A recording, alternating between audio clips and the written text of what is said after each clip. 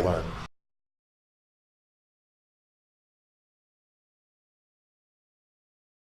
And it was significantly different in perhaps the armored personnel carrier tank business than it would be in the aircraft or helicopter business, designing and building such vehicles. So we had a lot of issues that came up: how to define management reserve, how to use it, when and how undistributed budget should be defined and used and logged in. This resulted in a lot of different opinions from contractors who wanted to share this with the government people and get some kind of guidance. So it was at that point in time we had the National Security Industrial Association, NSIA, and I learned that we had people from what was then IBM Federal Systems Division, later part of Lockheed Martin, and Sanders Associates in Nashville, New Hampshire, also later part of Lockheed Martin. These people were very active in addressing these topics. How should we deal with this? How do other people approach that? So I found that it was a good forum for us to exchange ideas. And this is like the mid, 74, 75. This is early in the game that people recognized they had a need to share thoughts with others. And the government enjoyed it because we were not being unequally unfair with one contractor A versus B. They formed the Performance Measurement Joint Executive Group. I'm not sure the exact time frame of this, but I know it took the right environment. So Gary Crystal and Wayne Abba were in the Pentagon at the time.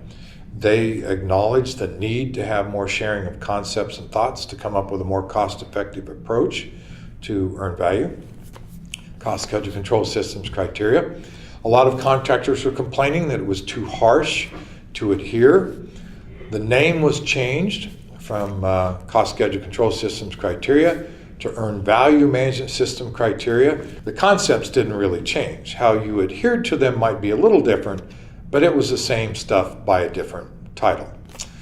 Ooh, criteria, that says we must adhere, thou shalt do. Why don't we soften that? So a lot of contractors were trying to get a little bit of relief. The name was changed from earned value management systems criteria to earned value management system guidelines. And the theory being that this is a nice noble target to shoot for, as opposed to thou shalt adhere. So this played very well with the contractors. Going along with that was their ability to get together and present common issues to the Performance Measurement Joint Executive Group.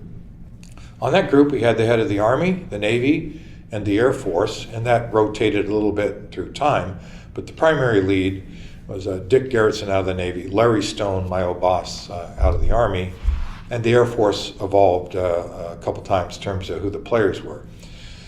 But it was a wonderful interchange of thoughts and ideas. Defense Contract Audit Agency also played in that arena.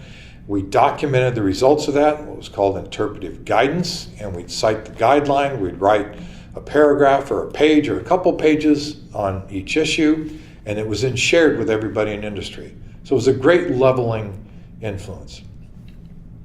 Then we decided that system descriptions were incredibly different, and why should they be that different other than your own unique policies, practices, tools?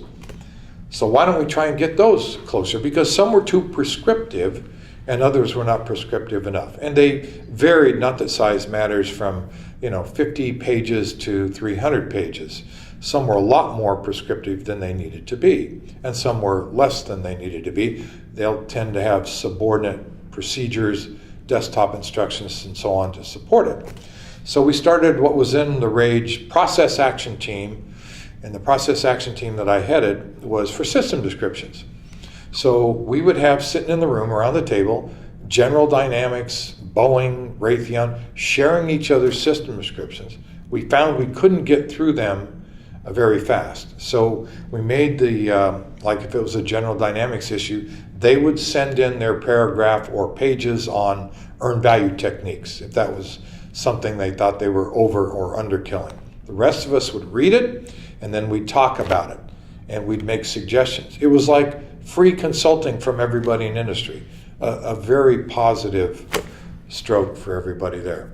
As a result of that, we did a few other things, like decide that we should present something that would be a little bit more palatable, watered down, that people could relate to in terms of cost schedule management. So we then started, and we finally finished in 1998, what was called the American National Standards Institute, ANSI, EIA, Electronics Industry Association. They gave it a number 748. That was in 1998. 7 of us wrote that. The head of our team was a gentleman, Bob Cerency, out of Lockheed, before it was Lockheed Martin, in Marietta, Georgia. He kept us on the same page. He adjudicated issues. I would say, well, that's way too much in depth. And somebody, no, it's just about right.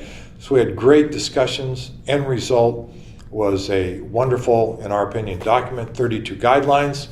Our argument was we wanted to make this something that was palatable for everybody, that many people could use. We think we achieved that. We were a little weak in the scheduling area and in change management, and we don't even talk about getting certified or validated because we didn't care. It's just we wanted people to use the discipline.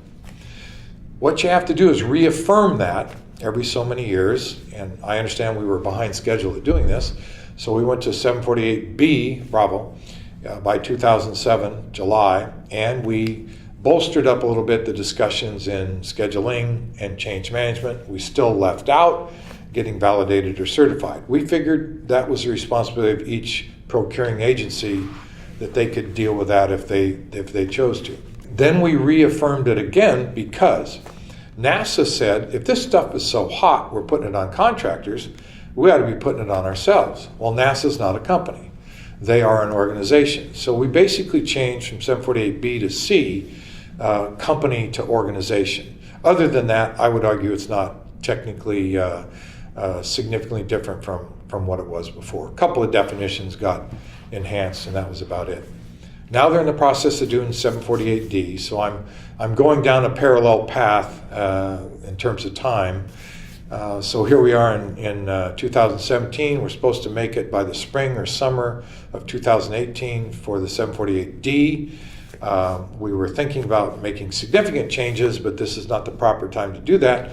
So I suggest 748B, C, and D are going to be very, very similar in terms of technical content.